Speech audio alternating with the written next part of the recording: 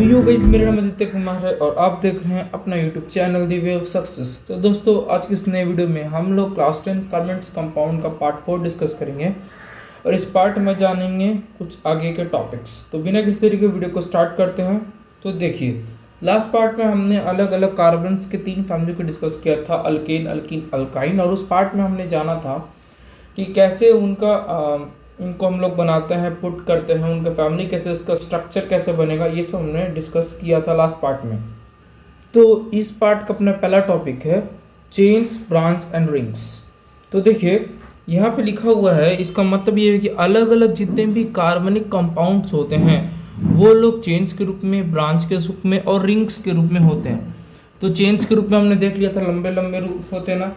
फिर इसी में हम लोग देखेंगे ब्रांचेस और रिंग्स। तो इससे पहले वाले पार्ट में हमने जाना था जैसे कि कार्बन कंपाउंड, जैसे मीथेन, इथेन, प्रोपेन, है ना, ये सब 3 कार्बन एटम्स थे जो चेन के रूप में थे। ठीक है। और अभी हम लोग देखेंगे कि अब कैसे 6 कार्बन वाले का नाम कैसे लिखा है उसके टेबल। तो आप लोग कर सकते हो, C6 वाला हमने देख चुका था, वो आप लोग बना लेना। जैसे कि यहाँ पे आपके बुक में हेक्सेन वाला दिया हुआ है ना, तो ये सब बन जाएगा। अब हम लोग सर एक दो चीज़ देखते हैं दोस्तों, बहुत इंपॉर्टेंट है। देखिए, एक टॉपिक है एक छोटा सा, स्ट्रक्चरल आइसोमर्स। अब ये होता क्या, एग्जांपल से मैं समझाता हूँ आपको, मैं ध्यान दीजिएगा, ठीक है। अब जैसे सपोज कीजिए कि ब्यूटेन में 4 कार्बन होता है, तो 1 2 3 4 हमने 4 बना दिया, ठीक है। तो ब्यूटेन हम लोग इस तरीके से भी लिख सकते हैं, इस तरीके से बना सकते हैं हाइड्रोजन पुट करके। दूसरा, क्या हम लोग इसको ऐसे लिख सकते हैं क्या? हाँ, जरूर लिख सकते हैं, इसमें भी 4 कार्बन है। उसी प्रकार से यहाँ पे दिया हुआ है कि ब्यूटेन का 2 कार्बन स्केलेटन हो सकता है, ऐसा लिखेंगे, नहीं तो हम लोग ऐसा बना सकते हैं। भले आप इसको ऐसे बना दीजिए, 1 2 3 4, है ना, और ये तो इस तरीके से हो गया। भले आप इसको ऐसे बना दीजिए, ठीक है, ये भी और ये दोनों सेम, ठीक है, दोनों का मतलब सेम। भले आप इसको इस तरफ से बनाइए चाहे इस तरफ से बनाइए। तो इसको कहते हैं, हम लोग कहते हैं स्ट्रक्चरल आइसोमर। मतलब एक वैसा स्ट्रक्चर जिसमें हम लोग आपको बताते हैं, इसमें कहा जाता है कि इस जो चेन है, कार्बनिक चेन है, इसको हम लोग इस तरीके से भी लिख सकते हैं, ठीक है। तो ये सब चीज़ है। फिर जैसे कि यहाँ पे एक स्ट्रक्चर आइसोमर का एग्जांपल दिया हुआ गया है, जिसमें ब्यूटेन का ही है, तो फिर यहाँ पे हाइड्रोजन पुट करके यहाँ पे ऐसे दिखाया गया इस तरीके से। दूसरा है, हम ये ब्रांच्ड वाला हो गया, ठीक है, आसान है, ब्रांच वाला आप समझ गए। दूसरा है रिंग्स वाले, ठीक है। तो रिंग्स वाले के एग्जाम्पल है साइक्लोहेक्सेन। द रिंग्स में होता क्या है ना कि अगर आप उसमें 2 हाइड्रोजन जो रहता है वो घट जाता है ना। जैसे कि एक यहाँ पे साइक्लोहेक्सेन दिया हुआ है, इसका केमिकल फार्मूला है C6H12। ऐसे तो AN ही है, यानी C6H14 होना चाहिए +2 के हिसाब से। लेकिन साइक्लो वाला जब भी रिंग्स की बात करेंगे तो वहाँ पे हाइड्रोजन की संख्या 2 घट जाएगी। कैसे घट जाएगी पहले देखते हैं, एग्जाम्पल से हम लोग समझते हैं। साइक्लोहेक्सेन, ठीक है। तो आप लोग इसमें ध्यान दीजिएगा, तभी आप लोग को समझ में आने वाला है, नहीं तो फिर वो बाउंस करेगा। तो देखिएगा, जैसे मैंने यहाँ पे कार्बन में पुट करता हूँ, ठीक है, यहाँ पे ध्यान दीजिएगा आप लोग। तो जैसे मैंने एक कार्बन इधर बनाया, 1 2 3 4 और 5 और 6, ठीक है। अब एक कार्बन का 4 हाथ है, तो 4 को हाथ करेगा, तो पहले इसको ऐसे ऐसा हम लोग कर देते हैं, ठीक है, इसका। तो 1 2 3 4, 1 2 3 4, 1 2 3 4, 1 2 3 4, 1 2 3 4, 1 2 3 4, यानी देख 1 2 3 4, फिर 1 2 3 4, 1 2 3 4, 1 2 3 4, 1 2 3 4, 1 2 3 4, इसका 4 4 हो गया। अब हाइड्रोजन पुट करते जाइए, एक इधर पुट किया, एक इधर, एक इधर, एक इधर, एक इधर, एक इधर, एक। अब इसको जोड़िए, केमिकल फॉर्मूला क्या था, C6H12, ठीक है। 1 2 3 4 5 6 7 8 9 10 11 12 हो गया। अब 1 2 3 4, 1 2 3 4, 1 2 3 4, मतलब रिंग्स में हमेशा क्या होगा कि 2 हाइड्रोजन की संख्या कम हो जाएगी। उसी तरीके से यहाँ पे एक और दिया हुआ है कि आप साइक्लोहेप्टेन बनाइए, वो कैसा हो जाएगा C6H14, तो उसमें भी C7H14 यही ना होगा। अब हाइड्रोजन 7 को बनाइए, जैसे 1 2 3 4 5 6, एक इधर कहीं बना दीजिए 7, ठीक है। हाइड्रोजन से पुट कीजिए, करेंगे, कर दिए, एक इधर हाइड्रोजन, एक इधर हाइड्रोजन, 2, एक हाइड्रोजन, एक हाइड्रोजन, एक हाइड्रोजन, एक हाइड्रोजन, हाइड्रोजन पुट करते जाइए, एक हाइड्रोजन, एक हाइड्रोजन, एक हाइड्रोजन, एक हाइड्रोजन पुट, एक हाइड्रोजन, एक हाइड्रोजन इधर, फिर एक यहाँ पे ऐसे। अब जोड़ लीजिए 1 2 3 4 5 6 7 8 9 10 11 12 13 14, है ना। तो कहने का मतलब ये है कि हम लोग जब भी साइक्लो की बात करेंगे, जब भी रिंग्स बनाएंगे हम लोग, तब तक क्या होगा, हाइड्रोजन की संख्या 2 घट जाएगा। और यहाँ पे कितना बॉन्ड था, सिंगल बॉन्ड था, इसलिए कौन सा कंपाउंड हो गया, ये बॉन्ड हो गया सैचुरेटेड कंपाउंड, ठीक है। तो अब यहाँ पे जैसे कि एक और दिया हुआ है आपके बुक में C6H6। अब ये जो बेंजीन, इसका नाम है बेंजीन। बेंजीन ये एक्सेप्शन हो गया, स्ट्रक्चर ऑफ बेंजीन है, इसमें रहता है ना डबल बॉन्ड वाला होता है, ठीक है। जितना ऐसे तो अगर डबल बॉन्ड वाला तो ENE फैमिली में रहता है कि जितना कार्बन रहता है उसका डबल हाइड्रोजन रहता है, ठीक है, लेकिन इसमें वैसा होता नहीं है। तो साइक्लो वाले में मेन दिक्कत यह है कि एक डबल बॉन्ड एक सिंगल, एक डबल एक सिंगल, एक डबल एक सिंगल, ये ऐसा होता है कार्बन से 1 2 3 4, 1 2 3, है ना, देखिए 1 2 3 हो गया 4, ठीक है, 1 2 3, मतलब इसी तरीके से मतलब रहता है ना। ये उतने एक्सेप्शन में जाता है, आपको इसमें समझना आपको कि 2 तो पहले अपने शेयरिंग करेगा, फिर 2 हाइड्रोजन के साथ 4 हो गया, है ना, फिर 2, है ना, 3 इधर से एक ले लेगा, मतलब इस तरीके से होता है। ये थोड़ा सा एक्सेप्शन में आता है, इसका आपको याद करना पड़ेगा। ये हो गया बेंजीन का स्ट्रक्चर होता है, ठीक है। अब जरा हम लोग आगे देखते हैं, उसको समझते हैं।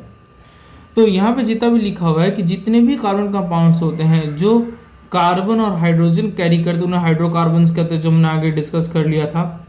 वैसे कंपाउंड जिनमें सिर्फ एक बॉन्ड रहता है उन्हें सैचुरेटेड कंपाउंड्स कहते हैं, जैसे कि अल्केन्स, ठीक है। और अनसैचुरेटेड जिनमें 2 चाहे 3 बॉन्ड होते हो तो उन्हें हम अल्कीन नहीं तो अल्काइन कहते हैं, ठीक है। अब यहाँ तक हमने इतना चीज समझ लिया। अब हम लोग नेक्स्ट देखते हैं, अपना नेक्स्ट टॉपिक है विल यू बाय फ्रेंड। अब ये कार्बन से रिलेटेड, क्या तुम मेरे दोस्त बनोगे।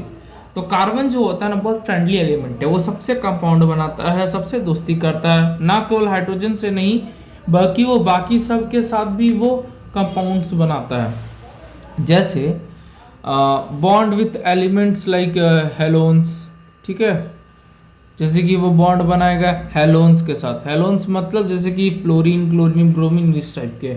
ऑक्सीजन के साथ, नाइट्रोजन के साथ, सल्फर के साथ, मतलब इन सभी के साथ वो हाइड्रोकार्बन मतलब चेन बनाता है, जिसमें वो हाइड्रोजन को रिप्लेस करके, मतलब दूसरा जिसका वैलेंसी सेम हो, है ना, और वो उस हाइड्रोजन को रिप्लेस करके वहाँ पे फिट हो जाएगा, है ना।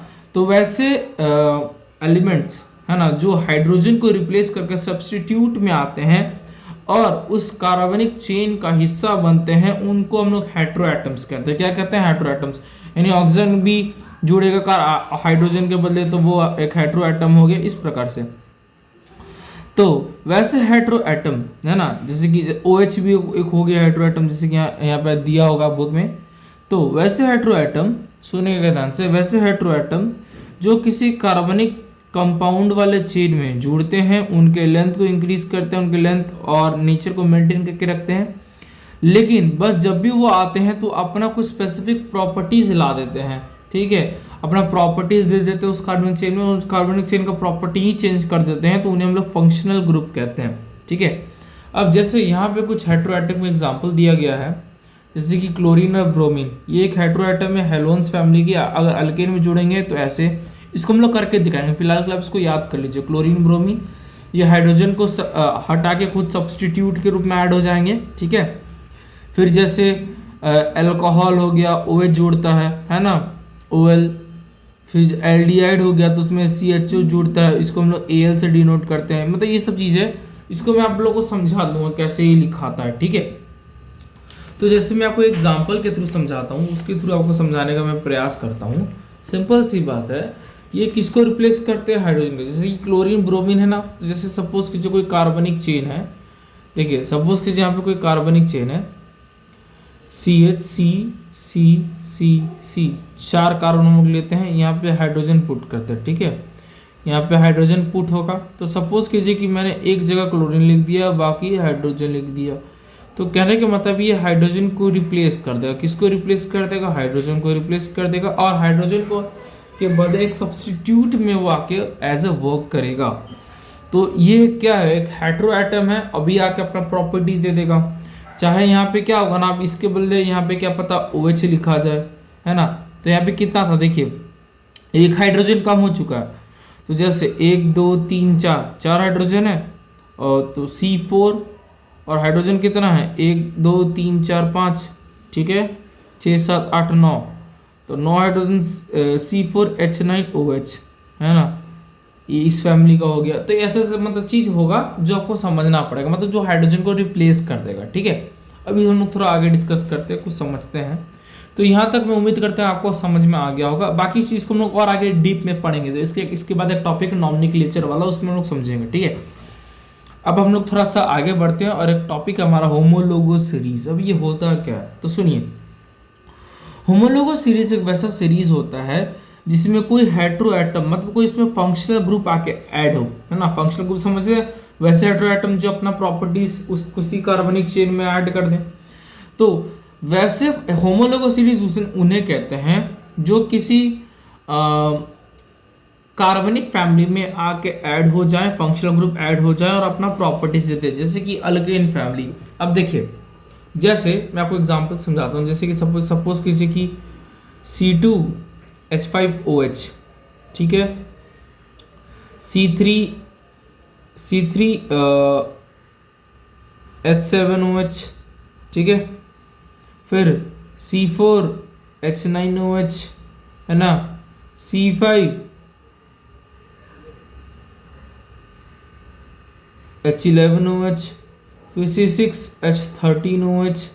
तो मतलब वो क्या करे, मतलब एक कोई कार्बनिक चेन हो, और उसमें उस कार्बनिक चेन में केवल और केवल कोई एक सेम फंक्शनल ग्रुप हो, और जिसका सेम क्या हो, प्रॉपर्टी हो। जैसे C2H5 ये एथेनॉल होता है, ठीक है, ये प्रोपेनॉल, ये ब्यूटेनॉल, पेंटानॉल, हेक्सानॉल। कहने का मतलब ये है कि ये सब अल्कोहल के रूप में आता है। क्या है? एक अल्कोहल है, OH अल्कोहल होता है। तो ये चीज़ को हमको समझना पड़ेगा, मतलब कि किसी एक कार्बनिक चेन में कोई एक सिंपल सा कोई फंक्शनल ग्रुप आके ऐड हो जाए और अपना प्रॉपर्टी उसको दे दे, तो ये होमोलोगस सीरीज कहलाएगा, ठीक है। जैसे आपके बुक में भी एग्जांपल दिया हुआ है, यहाँ पे आप लोग ध्यान से फोकस कीजिए, देखिए C3OH, C2H5OH, है ना, फिर क्या है, फिर C3H7OH, फिर C4H9OH। इस प्रकार से आपको बुक में यहाँ पे दिया हुआ होगा। तो ये क्या है, ये जो है, ये व्हाट इज दिस, ये एक होमोलोगस सीरीज है जहाँ पे सब ग्रुप में क्या होगा, हाइड्रोक्साइड होगा, ठीक है। तो जैसे अब यहाँ पे अल्केन आप लोग पढ़े होंगे, अल्कीन पढ़े होंगे, अल्काइन पढ़ेंगे, वो भी एक होमोलोगस सीरीज है। कैसे, देखिए आपको समझाता हूँ। देखिए, जैसे यहाँ पे आपने पढ़ा था, हमने पहले, ये याद होगा आप लोग को, जरा सा आपको समझ में आया होगा। तो देखिए CH4, C2H6, C3H8, C4H10, है ना। इसमें जो बॉन्ड्स होते हैं ना, सिंगल बॉन्ड, यहाँ पे एक बॉन्ड होगा, है ना, इसके बीच में एक बॉन्ड होगा, जो बॉन्ड्स होते हैं, ये बॉन्ड इनके फंक्शनल ग्रुप हो जाएंगे, ठीक है। इसमें क्योंकि ये भी, इनमें भी वही सेम चीज चल रहा है ना, वैसे अब क्योंकि बॉन्ड से जुड़े हुए हैं, तब बॉन्ड यहाँ पे फंक्शनल ग्रुप कहलाएगा। फिर अल्कीन भी, तो ये सब क्या है, ये सब एक होमोलोगस सीरीज ही तो है, एक सीरीज में बटे हुए हैं, double bond, single bond, triple bond, ये सब वाले। वैसे यहाँ पे भी है, ये सभी होमोलोगस सीरीज, जिसमें OH जितने भी फंक्शनल ग्रुप ऐड होते हैं वो भी एक क्या कहलाते हैं, होमोलोगस सीरीज ही कहलाते हैं, ठीक है। अब यहाँ पे थोड़ा आगे समझते हैं होमोलोगस सीरीज के कुछ प्रॉपर्टीज क्या होता है। अब ध्यान दीजिएगा, देखिए कोई भी होमोलोगस सीरीज जो होता है ना, उनके बीच में पहला प्रॉपर्टी, उनके बीच का फंक्शनल ग्रुप सेम होगा, यानी होमोलोगस सीरीज के पहला प्रॉपर्टी क्या, फंक्शनल ग्रुप सेम होगा, ठीक है। दूसरा कि दो सक्सेसिव कंपाउंड होता है, जैसे कि यहाँ पे समझिए, जैसे कि ये कोई अल्केन है, तो अल्केन के दो सक्सेसिव कंपाउंड है, ये वाले।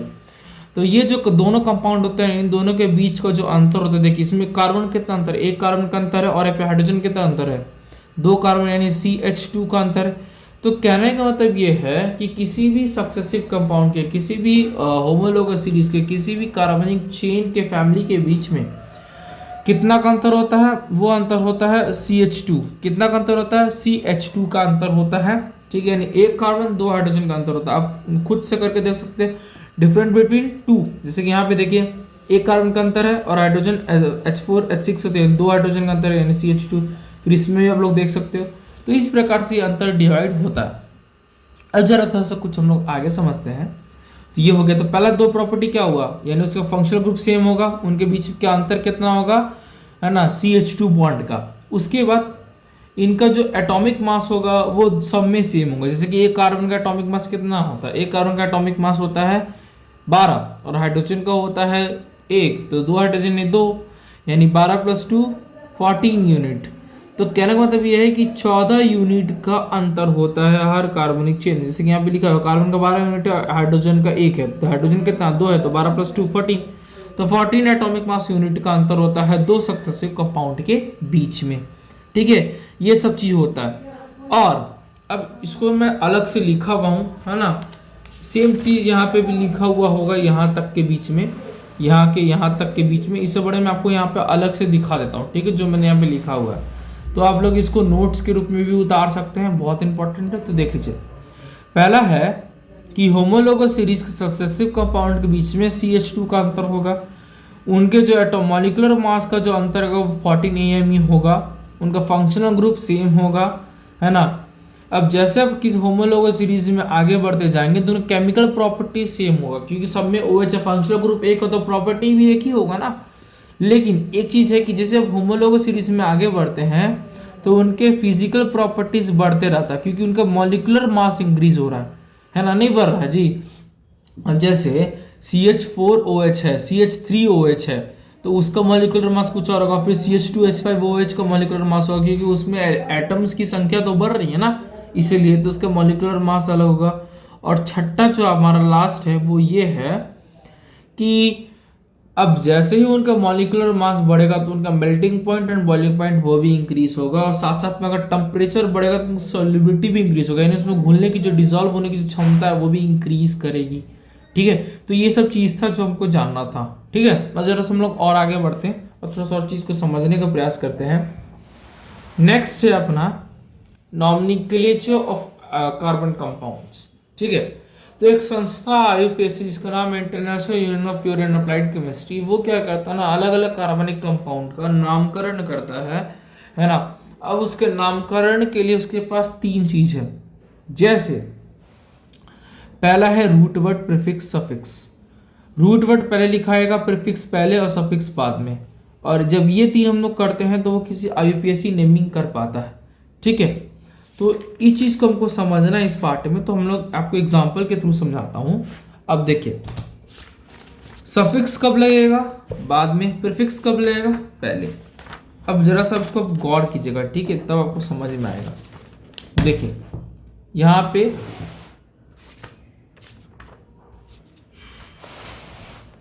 समझिएगा आप लोग ध्यान से, नहीं तो फिर आपको ही इशू हो जाएगा। देखिए नॉमेनक्लेचर, प्रीफिक्स वर्ड। तो देखिए प्रीफिक्स हमेशा कब यूज होता है, पहले जो हमने देख लिया, देखिए यहाँ पे, है ना, प्रीफिक्स हमेशा पहले होता है, जो मैंने आपको दिखा दिया, है ना, पहले प्रीफिक्स, रूट वर्ड, फिर सफिक्स।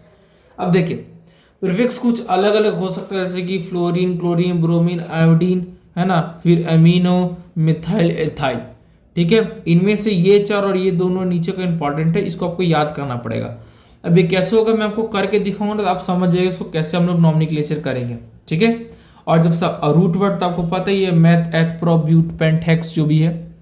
दूसरा है सफिक्स, जो हमने थोड़ी देर पहले देखा था, alcohol, OH, aldehyde, CHO, ketone, है ना, ये वाले दोस्तों, ये वाला जो हमने देखा था, ये वाले वही वाला। इसको यहाँ पे सिंप्लीफाई हमने करके लिखा है, जैसे कि OH लिखा था, ये CHO, CO, है ना, फिर COOH, इस प्रकार से ये लिखाता है। ठीक है, आपके क्वेश्चन में ऐसे ही होगा, इसको हम लोग समझते हैं। देखिए जब ये सफिक्स है तो OH के बदले में OL लिखाता है, CHO के बदले में AL लिखाता है, सी है ना, CO के बदले में हम लोग ONE लिखते हैं 1, और कार्बोक्सिलिक एसिड के बगल में हम लोग लिखते हैं ओइक एसिड, जैसे COOH लिखा रहेगा, ठीक है।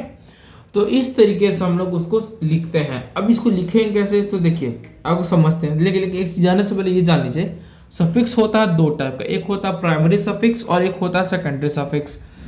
तो प्राइमरी सफिक्स होता है वो लिखाता है नेचर ऑफ बॉन्ड के हिसाब से, सिंगल बॉन्ड होगा तो एन, डबल बॉन्ड होगा तो EN, ट्रिपल बॉन्ड होगा तो YN, ठीक है। और सेकेंडरी सफिक्स होता है फंक्शनल ग्रुप के अकॉर्डिंग। ये सब सभी क्या है, ये सब फंक्शनल ग्रुप है, सभी सभी फंक्शनल ग्रुप है, ये अपना प्रॉपर्टीज देते हैं, ठीक है।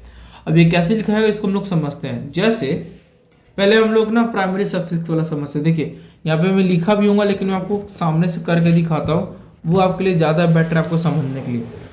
एग्जाम्पल के रूप में आप ऐसे समझिए, जैसे ठीक है, जैसे एक चीज और आगे बढ़ने से पहले एक चीज और समझते हैं। देखो जैसे कि 5 कार्बन है, हमने 5 कार्बन बनाया, ठीक है, 1 2 3 4 5। अब यहाँ पे हाइड्रोजन कितना है, देखते जाइएगा, एक हाइड्रोजन, एक हाइड्रोजन, एक हाइड्रोजन, एक हाइड्रोजन, एक हाइड्रोजन, एक हाइड्रोजन, एक हाइड्रोजन, एक हाइड्रोजन, एक हाइड्रोजन, फिर इधर, फिर इधर, फिर इधर। अब एक कार्बन के साथ कितना हाइड्रोजन है, 2 है, 3 है, तो CH3 के हम कैसे लिख सकते हैं, हाँ लिख सकते होंगे। यहाँ पे कार्बन के साथ कितना हाइड्रोजन है, 2 है, तो CH2, यहाँ पे CH2, फिर यहाँ पे CH2, फिर यहाँ पे CH3। तो क्या हम इसे ऐसे लिख सकते हैं, हाँ। अब से हम जितना भी चीज पढ़ेंगे सब ऐसे ही पढ़ेंगे।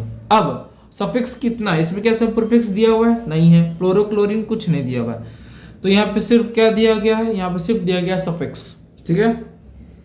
तो प्राइमरी सफिक्स दिया सिंगल बॉन्ड, तो इसका नाम पढ़ी, इसमें कितने कार्बन है, 1 2 3 4 5, 5 है, तो रूट वर्ड पेंट होगा, और सफिक्स इधर लगता है, प्रीफिक्स इधर लगता है, लेकिन प्रीफिक्स नहीं दिया हुआ है, सिंगल बॉन्ड ही इसका सफिक्स है, तो कितना बॉन्ड A, तो ANE फैमिली हो जाएगा, पेंटेन इसका नाम हो जाएगा। ये हमने पहले कर चुका है, इस चैप्टर मैंने बहुत किया है।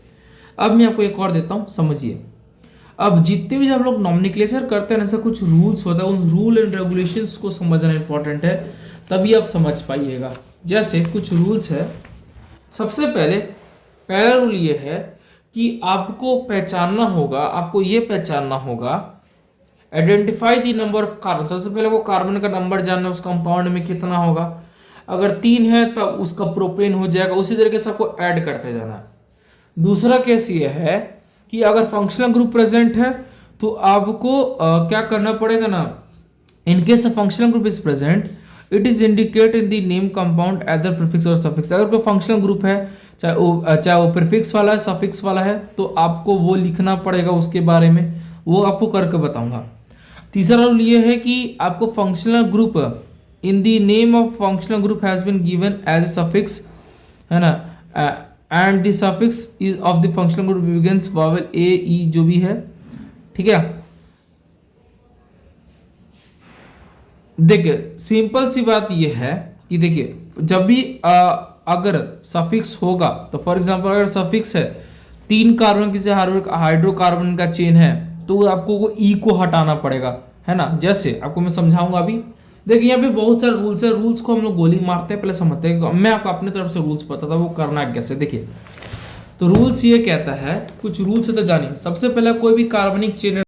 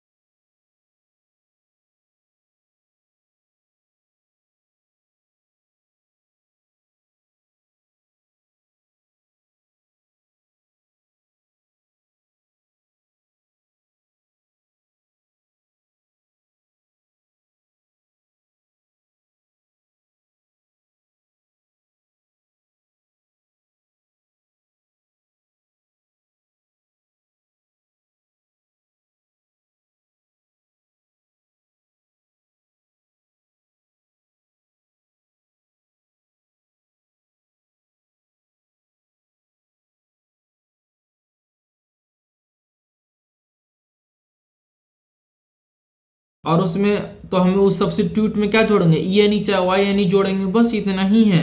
सफिक्स अगर वही चीज तो है, अगर सिंगल बॉन्ड तो ए एन ई जोड़ेंगे, डबल बॉन्ड है तो वाई एन ई सफिक्स में, अगर ट्रिपल बॉन्ड है तो वाई एन ई जोड़ेंगे, डबल बॉन्ड है तो E N E, single bond है तो ए एन ई जोड़ेंगे, बस इतना ही तो है, रूल्स कुछ खास है नहीं।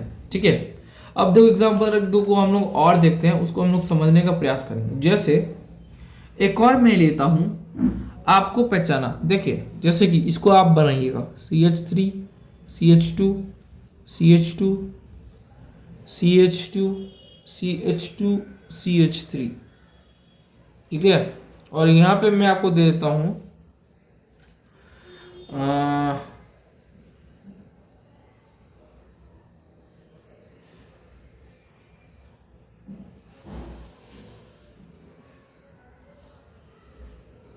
चलो ऐसे ही देता हूं, ठीक है। और आपको पहचानना होगा एक यहां पे, तो अब इसको आपका नाम आपको रखना है। अब देखिए एक पहले, सबसे पहले हम लोग देखेंगे कितना कितना लोकेट नंबर ऐड करेंगे।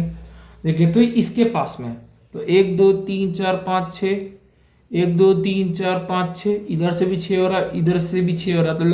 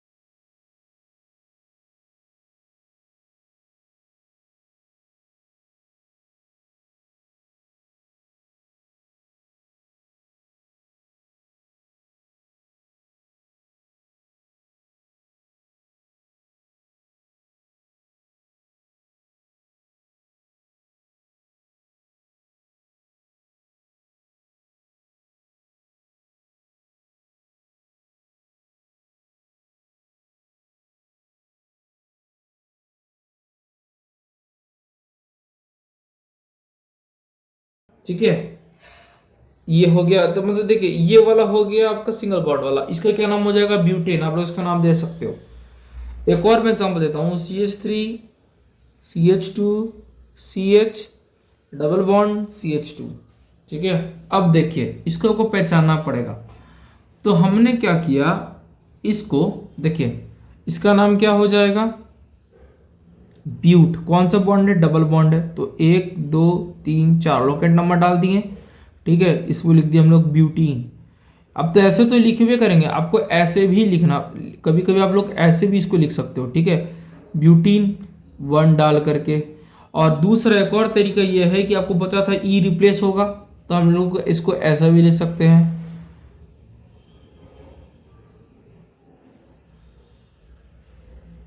है ना, ऐसे इस तरीके से आप लोग इसको लिख सकते हैं। तो इस प्रकार से हम लोग इसको लिख सकते हैं। नॉर्मल बस सीधा समझे ना, हम लोग इसको ऐसे लिखेंगे, ठीक है, 1 ब्यूटीन, क्योंकि ये एक नंबर के पास है तो एक नंबर, और ऐसे नॉर्मल ब्यूटीन, है ना। अगर ये 2 नंबर पर बॉन्ड होता तो आपको 2 ब्यूटी लिखना पड़ता। इस तरीके से हम लोग इसको नॉमेनक्लेचर करेंगे, बहुत ईजी था। हम लोग नेक्स्ट देखते हैं अपना एक और, ट्रिपल बॉन्ड का भी इसी तरीके से बनेगा, ठीक है। अब हम लोग एक और देखते हैं, ध्यान दीजिएगा आप लोग, ठीक है।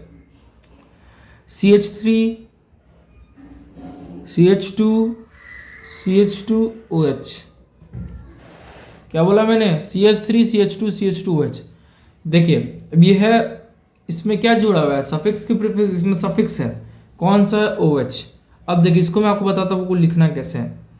तो हम लोग इसको लिखेंगे, देखिए प्रॉप हमने पहले लिख दिया, प्रॉप, ठीक है, कौन सा फैमिली का है, ए, बस इतना है। ई रिप्लेस होगा, सफिक्स में हमेशा क्या रिप्लेस होगा, ई, ठीक है। इसमें नहीं होगा, एक तरीके से यहाँ पे मिस्टेक हो गया, ऊपर वाले में नहीं होगा, क्योंकि ऊपर वाला तो लिखना ही है, खाली डबल बॉन्ड, इसमें कोई सेकेंडरी सफिक्स नहीं है। जब भी सेकेंडरी सफिक्स दिया रहेगा तो ई रिप्लेस होगा।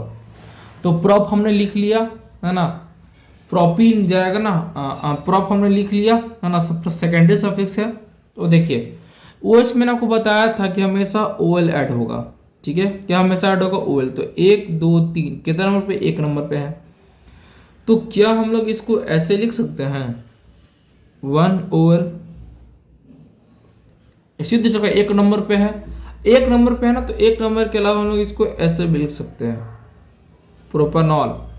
लेकिन अगर 2 नंबर पे होता, अगर ये ऐसे 2 नंबर पे होता तो हम लोग को यहाँ पे 2 लिखना पड़ता है ना, और चाहे यहाँ पे पहले हमको 2 लिखना पड़ता, 2 प्रोपेनॉल, इस तरीके से, ठीक है। और देखते हैं CH3 COOH, याद करो इसमें क्या जुड़ता है, इसमें जुड़ता है ओइक एसिड, क्या जुड़ता है, ओइक एसिड, ओइक एसिड जुड़ता है। अब देखिए यहाँ पे कितना कार्बन है, कार्बन की संख्या 2 है, तो यानी यहाँ पे जुड़ जाएगा एथ, ठीक है, एथ जुड़ गया, पक्का, बहुत बढ़िया, एथ जोड़ दिया हमने। COOH है तो 1 पे है, 1 2 1 पर है ये। अब हम लोग इसमें क्या करेंगे, क्या जोड़ेगा, ओइक एसिड, तो सिंगल फैमिली का है, तो AN एथानोइक एसिड,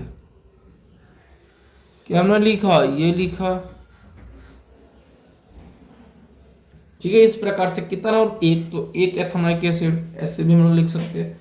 तो ये बन जाएगा इस प्रकार से। नेक्स्ट हम लोग देखते हैं, आपको लोकेंट नंबर देना पड़ेगा दोस्तों, ये आपको पता ही होना चाहिए। देखिए नेक्स्ट एक और हम लोग देखते हैं, CH3CHO, कितना कार्बन है, 2, तो क्या हो जाएगा, एथ रूट वर्ड। और मैंने आपको बताया था सिंगल बॉन्ड है, तो आपको मैंने बताया था अगर CHO है तो क्या जुड़ता है, Al, तो एथेनॉल, ठीक है। अच्छा हम लोग इसको कैसे लिख सकते हैं, ऐसे, चाहे 1 एथेनॉल, इस प्रकार से, ठीक है। इस प्रकार से भी हम लोग इसको लिख सकते हैं, तो ऐसे लिखा जाएगा। नेक्स्ट है, ज़्यादा बेटर ये है ना कि आप लोग इसी 2 टाइप से लिखिए, है ना, आप लोग इसी 2 टाइप से लिखिए, ज़्यादा बेटर यही है, ठीक है। आगे बढ़े पक्का, चलो नेक्स्ट देखते हैं। नेक्स्ट एक और हम लोग देखते हैं, इसको आप लोग को बनाना ही पड़ेगा, CH3, ठीक है, CH2 CHO, यहाँ पे कितना कार्बन है, 3, तो प्रॉप, क्या जुड़ता है, Al, तो 1 2 3, ये भी क्या कैसे लिखाएगा, प्रोपानल, ठीक है, इस प्रकार से लिखा जाएगा। अच्छा उस तरीके से हम लोग 1 प्रोपानल है ना, ई हटा के 1 फिर Al कर लेना, ऐसे।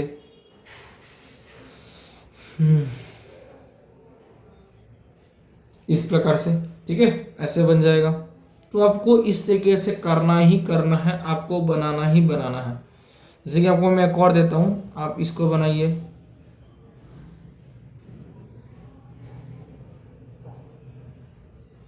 क्लोरीन, तो प्रीफिक्स है, तो ये रूट वर्ड क्या हो, 1 2 3 4, तो ब्यूट हमने लिख दिया, कौन सा फैमिली का, इन फैमिली का लिख दिया, कितना नंबर पे क्लोरीन, पहले 1 क्लोरीन, तो क्लोरीन यहाँ पे पहले जाएगा। तो इस तरीके से आपका बनेगा, इस तरीके से आपको बनाना है, ठीक है। तो वीडियो को एंड करते हैं, और अगर वीडियो पसंद आएगा तो चैनल को सब्सक्राइब करके दोस्तों में शेयर जरूर करें।